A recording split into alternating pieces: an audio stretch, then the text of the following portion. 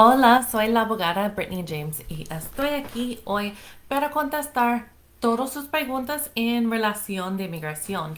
Si tiene algunas preguntas sobre inmigración, puede escribir sus preguntas aquí en los comentarios abajo en Facebook, TikTok o Instagram y puedo contestar sus preguntas ahorita en vivo.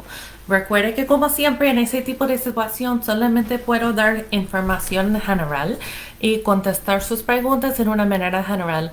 No debe tomar esa información como un consejo o una opinión legal sobre qué usted debe hacer en su caso. Pero si quiere información general, puede escribir sus preguntas aquí y puedo contestarlos ahorita. También si usted decide que quiere programar una consulta conmigo, quiere hablar conmigo personalmente,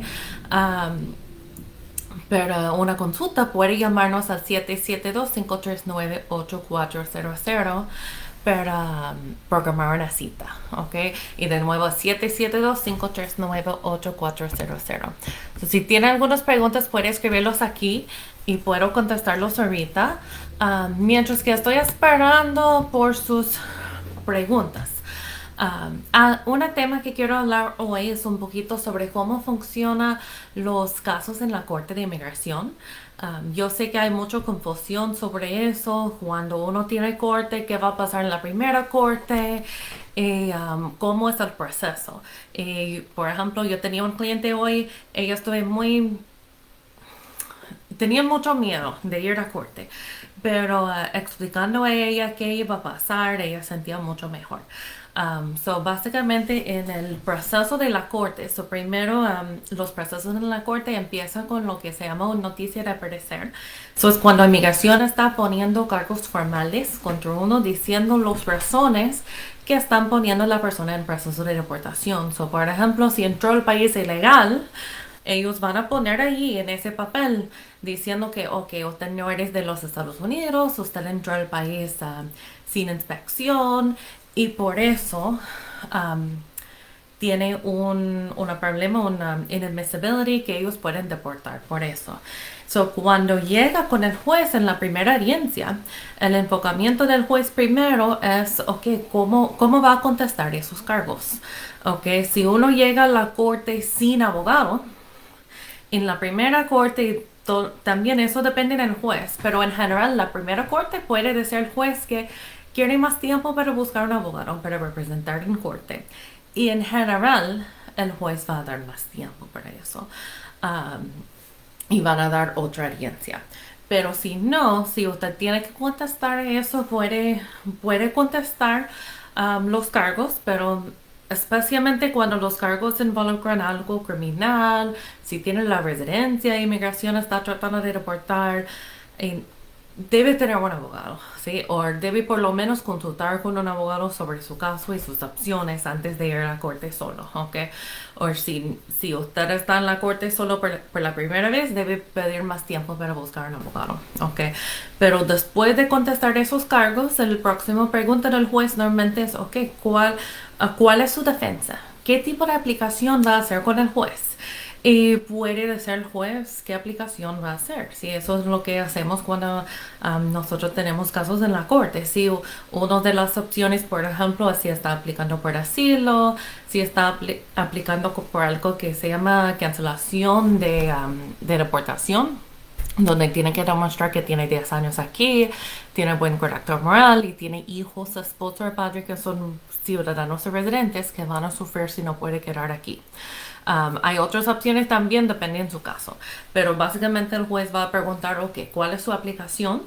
Y de allí el juez normalmente va a dar otra fecha para presentar su aplicación. Y en esa primera audiencia, a ver, lo siento, en la primera audiencia normalmente no tarda mucho tiempo, 5 o 10 minutos. Si el juez programa otra audiencia que se llama un master hearing, es otra audiencia donde hay muchas personas programando por la audiencia en el mismo tiempo y el juez solamente quiere pedir más o menos un update, sí, un resumen de qué está pasando, si está listo por una audiencia final. Esos cortes normalmente tardan 5 minutos o menos. Y si tiene abogado, normalmente lo que pasa en esos es que el juez pregunta okay, cuál es su nombre, cuál es su dirección y si su abogado puede hablar por usted. Okay.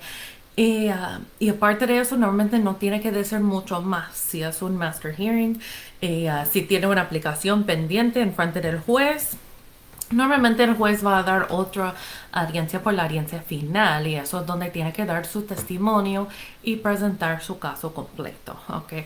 Y no estoy explicando todo eso diciendo que debe ir a la corte solo, que no tiene que tener miedo de nada. Debe consultar con un abogado para hablar sobre su estrategia de su caso, sus opciones, para ver cuál sería su mejor opción en la corte. Pero es más para entender mejor que normalmente hay solo un audiencia final donde tiene que presentar su caso y su testimonio. Las otras audiencias antes son audiencias pequeños donde no tiene que preocupar, no tiene que dar su testimonio, no tiene que hablar sobre todo su caso normalmente. Es más donde el juez está chequeando si el caso está listo por la audiencia final y qué están haciendo. Okay. Ok, estoy recibiendo una pregunta en TikTok de Lorraine y voy a leer la pregunta primero en inglés porque ella escribió la pregunta en inglés. So the question that I got on TikTok is, if I join the military, how long will it take for my parents to get their papers?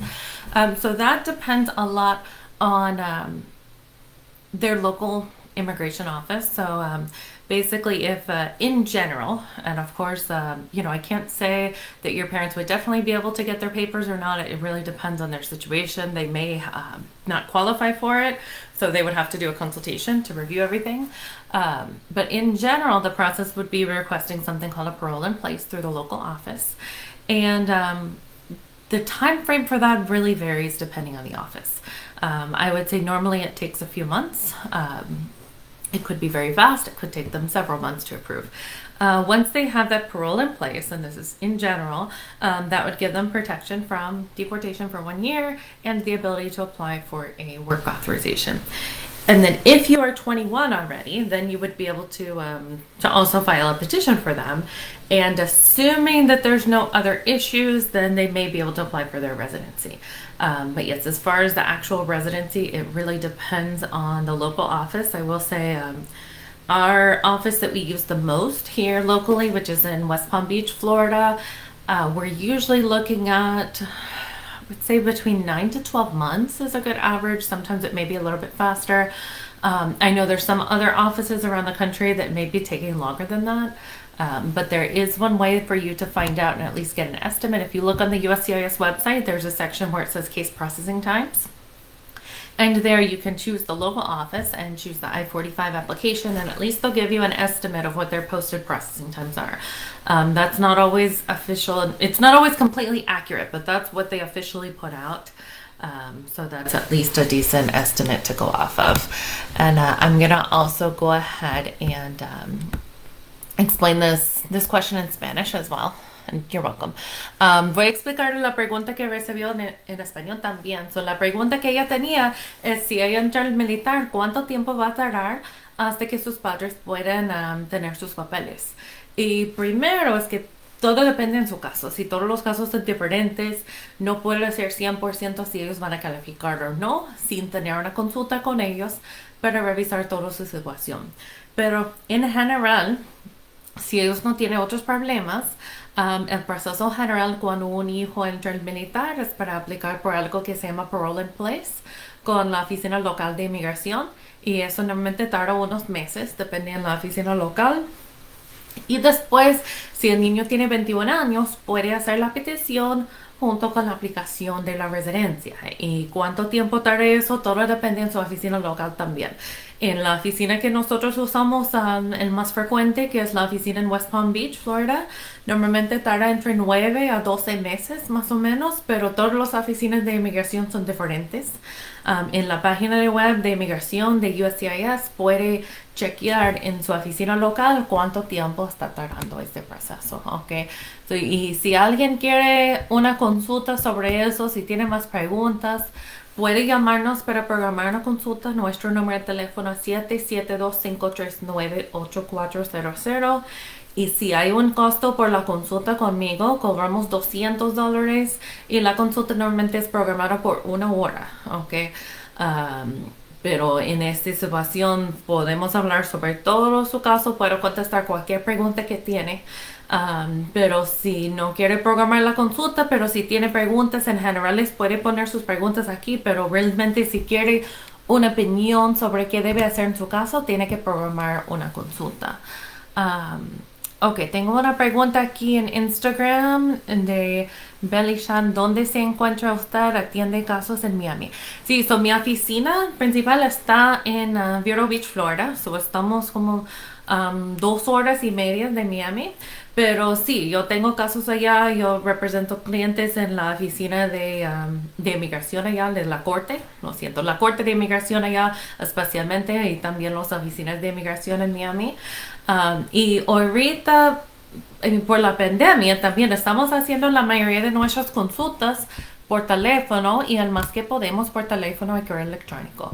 Realmente no importa dónde vive, podemos ayudar, podemos entender. Por supuesto, también puede venir a nuestra oficina, pero con COVID también preferimos tratar de hacer lo más que podemos por teléfono y por otras maneras, donde no tiene que venir personalmente a la oficina. Ok. Ok, déjame ver. Ok, lo siento, yo no tengo mucho tiempo hoy. Yo pienso que eso va a ser todo por ahorita. Pero siempre puede venir para hacer sus preguntas cuando estoy hablando en vivo. Como siempre, si quiere programar una cita conmigo por una consulta, puede llamarnos al 772-539-8400. Ok, tenga un buen día y nos vemos ustedes mañana.